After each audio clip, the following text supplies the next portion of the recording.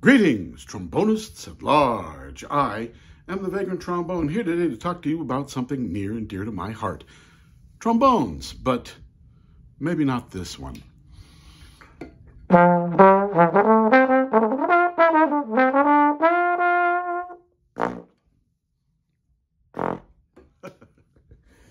All right, the trombone we're going to talk about today is this Wurlitzer Excelsior trombone.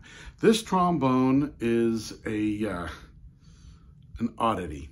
This trombone was offered in the Wurlitzer catalog from 1880 to 1896. That was a long time ago. Now, you may have never heard of Wurlitzer as a band instrument provider, but Wurlitzer, the same company that manufactures pipe organs and theater organs and things like that, they also would import instruments, violins, trombones, trumpets, French horns, everything. They had a manufacturer in Europe at the time, Germany, where this horn probably comes from, was building instruments for them, and they would come in pieces and they would be assembled in Cincinnati, USA. Wurlitzer had a contract with the U.S. military to provide brass instruments for their bands, and every base had a band back then. So this instrument, again, appeared in the catalog from 1880 to 1896. This trombone, as described in the catalog, came with three different keys: E flat, F, and B flat. It has a triple silver plate bell, heavy silver they called it, which I don't know if that's like Corinthian leather or something, with gold accents, a nickel slide, a water key, and handsome engraving. So here it is, and I have to say, it is a beautiful and well-made instrument. Somebody tried to clean it, and I guess they thought that the gold wash was just dirt or something, and they used some kind of abrasive and just took it all off. But here it is, still alive after all these years. Now, the way that this instrument was offered in three different keys was that it came with two different slides. There was a B flat slide, which this is, and then there was a shorter E flat F slide. Well, how can one slide be two different keys? Because this is not a tuning bow like we have on modern trombones.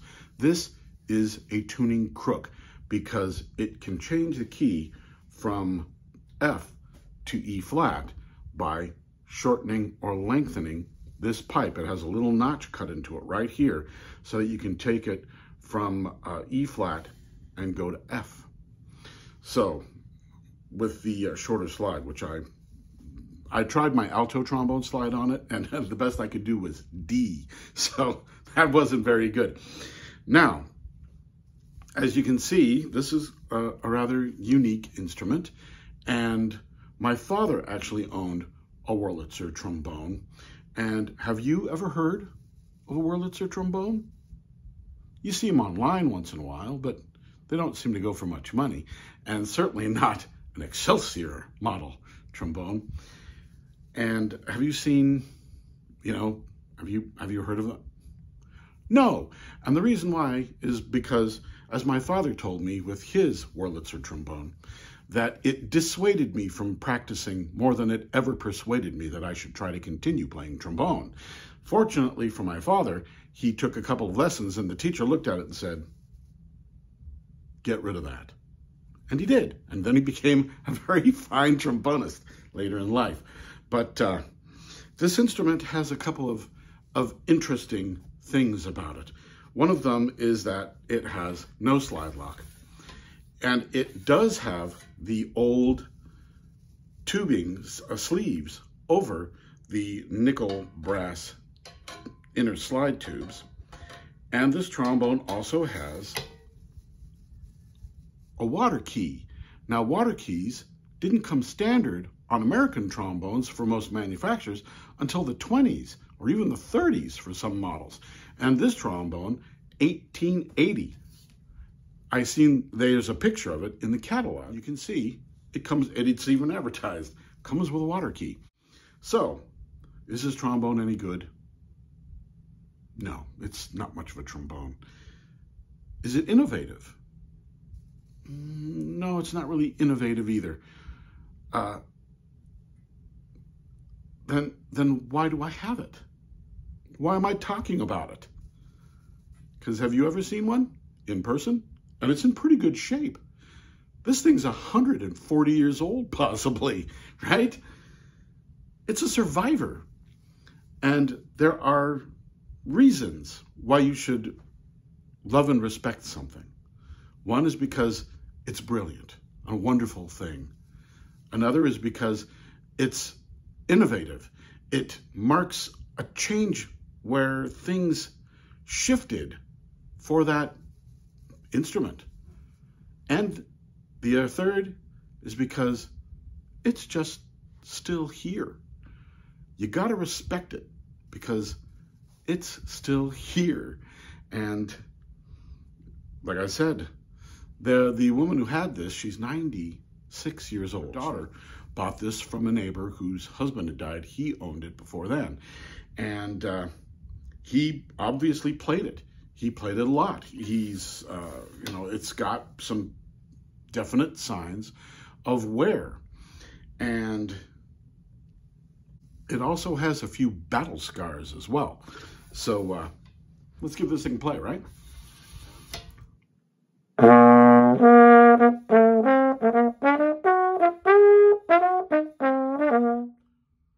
Sounds a little bit like it's coming from the next room, but there are reasons for that. One is this trombone is a 465 bore trombone. 465. That's pretty tiny. Now, 465, some extra large bore trumpets are 465. So, yeah, that's pretty small. And as is the case with a lot of instruments from this era, this is a receiver. So there is no lead pipe in this tube. It's just a straight 465 bore tube. And there's a little flared receiver here on the end, and you just pop your mouthpiece into that. So, yeah. And another reason why is because at 140 years old, this horn does have a few battle scars. It's got some dents, but it also has, you can see the water key is being held on with like paper tape and solder. And apparently it broke right here at the hand brace for the slide. And so somebody just put a set screw in here and then JB welded it back together.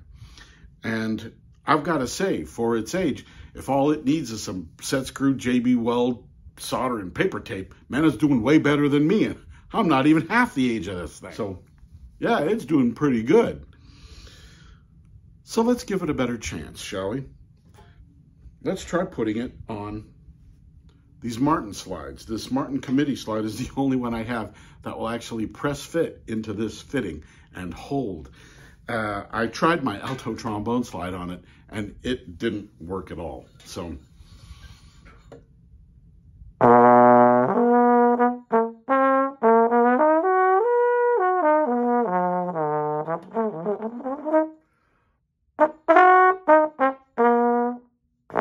right? So, it sounds a lot better, but does it sound good? Probably that's about as good as this horn could ever sound. And the reason why is because of this. Because this is a crook and not a bow, it has these extremely long tubes, which means that there is no expansion. This is a straight tube. This is a straight 460 tube going into this tube. I don't know what diameter it is. I didn't measure it, but it's straight. So the only expansion we get is up here at this bow. This assembly is a crook. This is a bow, and it has some expansion in it going into this larger tube, which is then again really long. And if I were to take this bell at this diameter from here, the diameter of that is about the same as this box 6 if I were just to cut the bell off right there. So would this be salvageable if I were to either get a tuning in the slide or do something else, or get a really long crook here that had expansion into it that went into the slide properly? Probably not. It probably still wouldn't play that well, and it would be expensive. And again, this trombone is a bit of a unique oddity because it's still with us. It's still here. It's only gone through 3 owners. And if this trombone could talk, I'll bet it would have some interesting things to say. I'm sure it would also be a kind of a sad story of languishing in the dark corner of a closet for 80 years. But that it's still with us is a reason to kind of keep it as is. And I'll try to fix this problem. I'll try to get that taken out of there and get the bore opened up so the slides at least have a chance to play well.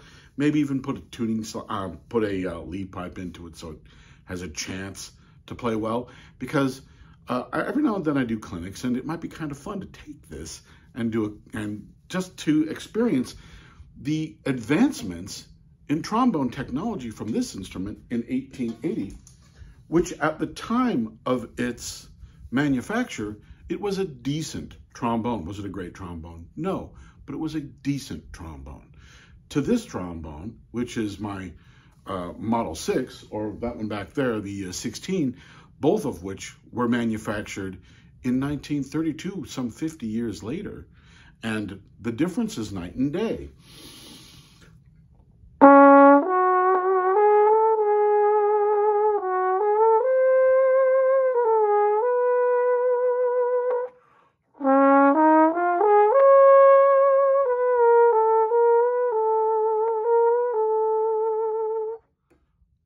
I can't do that on that. No way. And the reason why is because the technology was so much better for the manufacture of this instrument to the manufacture of this one. This one represents a manufacturer, old world, really old world style of manufacturing that probably goes back to the Renaissance almost, with the exception of the rolled engraving and the drawn tubes. But otherwise, many of the things about this trombone are very much like a sack butt would be, including the bore diameter. I've actually seen old sack butts that look just like this in the hand slide. So am I going to change this trombone? I'll work on it a little bit, but I'm going to try to keep it as original as possible because it deserves my respect. It deserves our respect because it's managed to survive this long. Through 2 world wars, through Vietnam, when I was a kid, they would still have junk drives, scrap metal drives, so that old trombone or that old trumpet sitting in your closet that you haven't played for years, you can turn that instrument in as scrap metal to help our boys fighting overseas. That's what they would say. And a lot of these horns, because they weren't great horns, because they weren't innovative horns, because they didn't represent anything except being a mediocre instrument, a lot of them were sacrificed to the war effort and have been lost to the sands of time. But somebody loved this horn, so much so that they felt it was more important than the war effort, more important than their family members who might have been fighting overseas, not through 1, not through 2, but through 4 or 5 various conflicts where they had scrap metal drives to try to collect things like this for the war effort. And because somebody felt that much for it, I think that it's only right that I give it the same respect.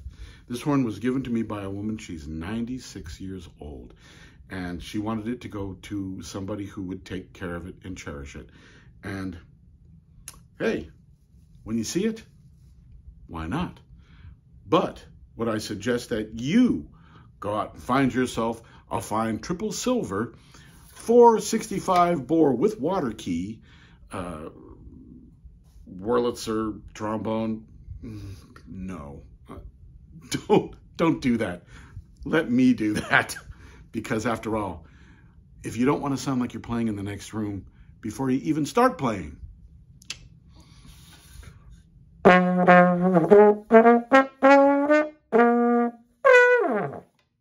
maybe I'll see you on the bandstand without one of these. Till next time.